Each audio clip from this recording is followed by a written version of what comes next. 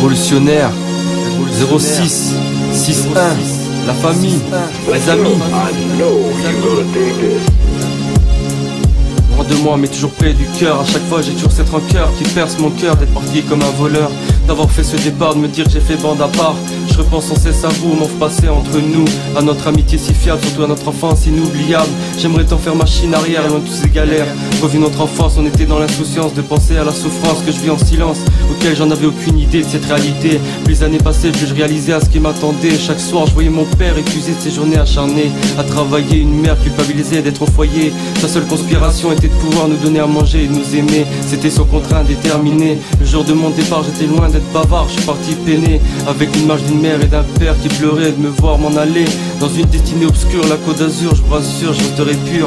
Mon seul désir, réussir professionnellement et sentimentalement, ce que je m'efforce pour le moment en espérant éternellement. Vivre loin de vous me rend fou, je repense quotidiennement à vous, au moment fort passé entre nous. Chaque souvenir me donne l'envie de revenir, rien que d'y penser, c'est comme si j'y étais. Pas besoin d'attendre l'été pour y songer, c'est déjà fait. Chaque vacances me rappelle notre enfance que je vais en transe. Chaque nuit mes rêves me bercent, seules mes larmes se déversent. Revenir aux souvenirs, je respire mon empire. Une ville flaire, bombardée durant la seconde guerre. Ma terre dont j'en suis fier, un quartier sa sauveur qui a fait mon bonheur. Pour l'heure c'est un honneur, une amitié qui m'a fortifié avec toute notre diversité. Ce qui a forgé notre amitié, qui est devenu notre fierté. Je me souviens aussi des années de galère, avec un maire qui revendiquait la vie de quartier, en faire sa priorité. L'an passé il a rasé ce qui était notre passé.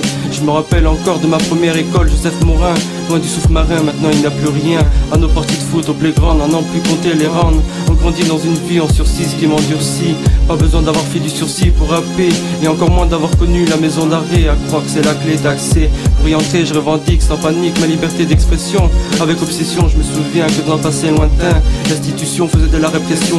La France était caractérisée par la liberté, l'égalité et la fraternité. Aujourd'hui elle est juste ligotée, escroquée, facturée par un gouvernement dépassé par les événements. Ils ont ruiné l'image de nos anciens qui ont libéré la France pour une liberté partie en fumée. Des politiciens qui se prennent pour des magiciens à vouloir changer le monde, alors que la finance mondiale s'effondre jusqu'à en toucher le fond. C'est la crise, la vie française est grise, qui espère devoir chômer un jour. La population vit avec la peur du lendemain, pour subvenir à ses besoins tout en pensant à ses gamins limités en soins.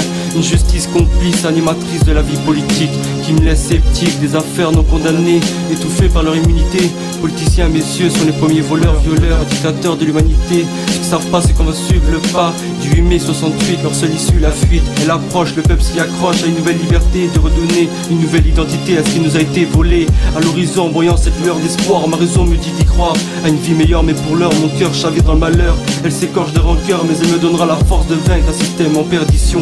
La seule attente de tous, le retournement de situation, c'est notre mission. C'est notre mission.